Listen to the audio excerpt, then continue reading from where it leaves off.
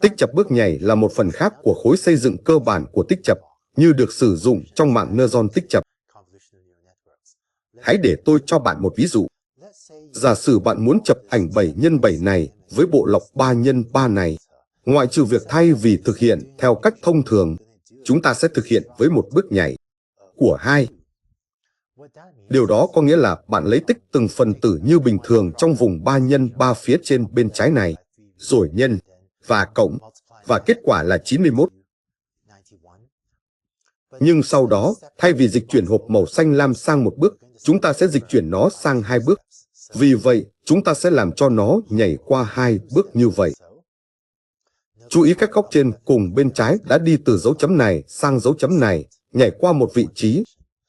Và sau đó bạn thực hiện phép nhân và cộng từng phần tử thông thường, và kết quả là hóa ra là 100. Và bây giờ chúng ta sẽ làm điều đó một lần nữa, và làm cho hộp màu xanh lam nhảy qua 2 bước. Vì vậy, bạn kết thúc ở đó, và kết quả là 83. Và bây giờ khi bạn đi đến hàng tiếp theo, bạn lại thực hiện 2 bước thay vì một bước. Vì vậy chúng ta sẽ di chuyển hộp màu xanh lam qua đó. Chú ý cách chúng ta bỏ qua một trong các vị trí, và sau đó kết quả là 69, và bây giờ bạn lại bước qua 2 bước. Kết quả là 91. Và cứ như vậy, đây là 127, và sau đó cho hàng cuối cùng 44, 72 và 74. Vì vậy, trong ví dụ này, chúng ta chập với ma trận 7 x 7 với ma trận 3 x 3, và chúng ta nhận được đầu ra 3 x 3. Vì vậy, kích thước đầu vào và đầu ra hóa ra được chi phối bởi công thức sau. Nếu bạn có một ảnh N x N, chúng được chập với một bộ lọc F x F. Và nếu bạn sử dụng phần đệm P và bước nhảy S, vì vậy, trong ví dụ này, S bằng 2. Sau đó, bạn sẽ có một đầu ra là N cộng 2P trừ F. Và bây giờ vì bạn đang bước S bước một lần, thay vì chỉ một bước một lần, bây giờ bạn chia cho S cộng 1 và sau đó chia cho cùng một thứ.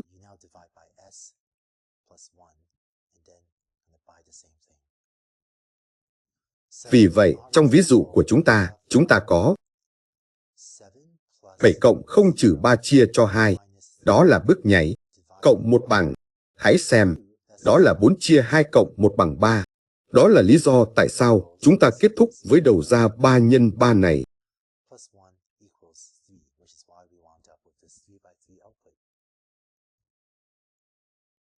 Bây giờ, chỉ một chi tiết cuối cùng, đó là điều gì xảy ra nếu phân số này không phải là một số nguyên. Trong trường hợp đó, chúng ta sẽ làm tròn xuống. Vì vậy, ký hiệu này biểu thị sàn của một cái gì đó. Vì vậy, cái này, đây còn được gọi là sàn của Z. Nó có nghĩa là lấy Z và làm tròn xuống số nguyên gần nhất. Và nếu cách điều này được thực hiện là bạn chỉ thực hiện phép nhân hộp màu xanh lam này, nếu hộp màu xanh lam được chứa hoàn toàn trong ảnh hoặc ảnh cộng với phần đệm. Và nếu bất kỳ phần nào của hộp màu xanh lam này, kiểu như một phần của nó nhô ra ngoài, thì bạn chỉ cần không thực hiện phép tính đó. Thì hóa ra, nếu đó là một quy ước mà bộ lọc 3 x 3 của bạn phải nằm hoàn toàn trong ảnh của bạn hoặc ảnh cộng với vùng đệm trước khi có một bộ tạo đầu ra tương ứng. Nếu đó là một quy ước, thì điều đúng đắn cần làm để tính toán kích thước đầu ra là làm tròn xuống trong trường hợp N cộng 2P trừ F trên S này không phải là một số nguyên.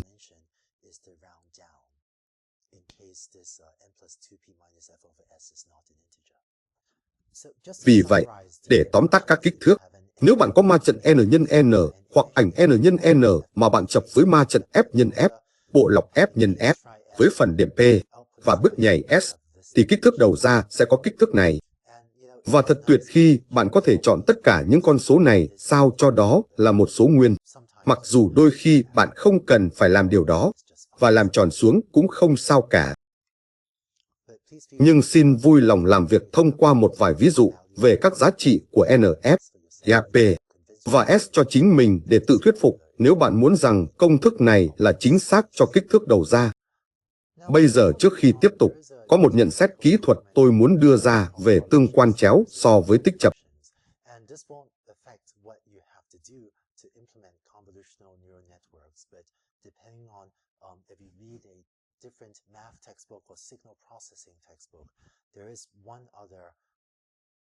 Và điều này sẽ không ảnh hưởng đến những gì bạn phải làm để triển khai mạng neuron tích chập, nhưng tùy thuộc vào việc bạn đọc một cuốn sách giáo khoa toán học khác hoặc sách giáo khoa xử lý tín hiệu. Có một sự không nhất quán có thể khác trong ký hiệu. Đó là nếu bạn nhìn vào một cuốn sách giáo khoa toán học điển hình, cách mà tích chập được định nghĩa trước khi thực hiện tích và tổng từng phần tử. Thực sự có một bước khác mà bạn sẽ thực hiện trước tiên. Đó là chập ma trận 6x6 này của bộ lọc 3x3. Trước tiên, bạn sẽ lấy bộ lọc 3x3 và lật nó trên trục ngang cũng như trục dọc. Vì vậy, 3, 4, 5, 1, 0, 2, trừ 1, 9, 7 này sẽ trở thành 3 đi vào đây, 4 đi vào đó, 5 đi vào đó. Và sau đó hàng thứ 2, 2 trừ 1, 9, 7. Nhưng đây thực sự là lấy bộ lọc 3x3 và phản chiếu nó cả trên trục dọc và trục ngang. Và sau đó chính ma trận bị lật này mà bạn sẽ sao chép qua đây. Vì vậy, để tính toán đầu ra, bạn sẽ lấy 2 x 7 và cứ như vậy. Và bạn thực sự nhân các phần tử của ma trận bị lật này để tính toán phần tử trên cùng bên trái của đầu ra 4 x 4 như sau.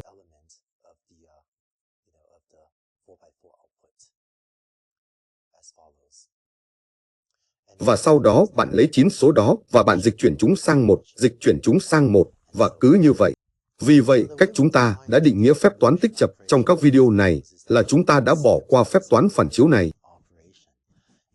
Và về mặt kỹ thuật, những gì chúng ta đang thực sự làm, thực sự là phép toán mà chúng ta đã sử dụng trong vài video vừa qua, đôi khi là tương quan chéo thay vì tích chập.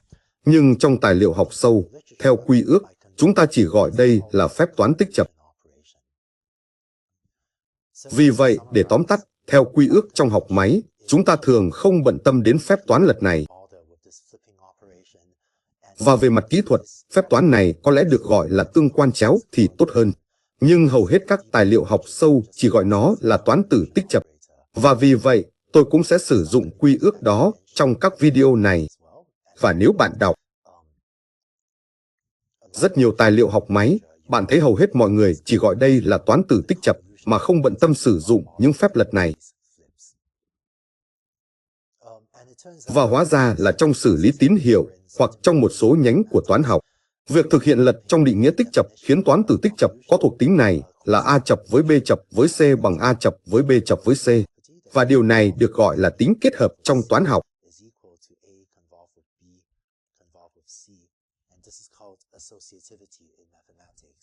Và điều này là tốt cho một số ứng dụng xử lý tín hiệu. Nhưng đối với mạng neuron sâu, nó thực sự không quan trọng. Và vì vậy, việc bỏ qua thao tác phản chiếu kép này chỉ đơn giản hóa mã và làm cho mạng neuron hoạt động tốt. Và theo quy ước, hầu hết chúng ta chỉ gọi đây là tích chập, mặc dù các nhà toán học đôi khi thích gọi đây là tương quan chéo. Nhưng điều này sẽ không ảnh hưởng đến bất cứ điều gì bạn phải thực hiện trong các bài tập lập trình và không ảnh hưởng đến khả năng đọc và hiểu tài liệu học sâu của bạn. Vì vậy, bạn đã thấy cách thực hiện tích chập và bạn đã thấy cách sử dụng phần đệm cũng như các bước nhảy cho tích chập. Nhưng cho đến nay, tất cả những gì chúng ta đã sử dụng là tích chập trên ma trận, giống như trên ma trận 6x6. Trong video tiếp theo, bạn sẽ thấy cách thực hiện tích chập trên các khối, và điều này sẽ làm cho những gì bạn có thể làm với tích chập đột nhiên mạnh mẽ hơn nhiều. Hãy cùng xem video tiếp theo.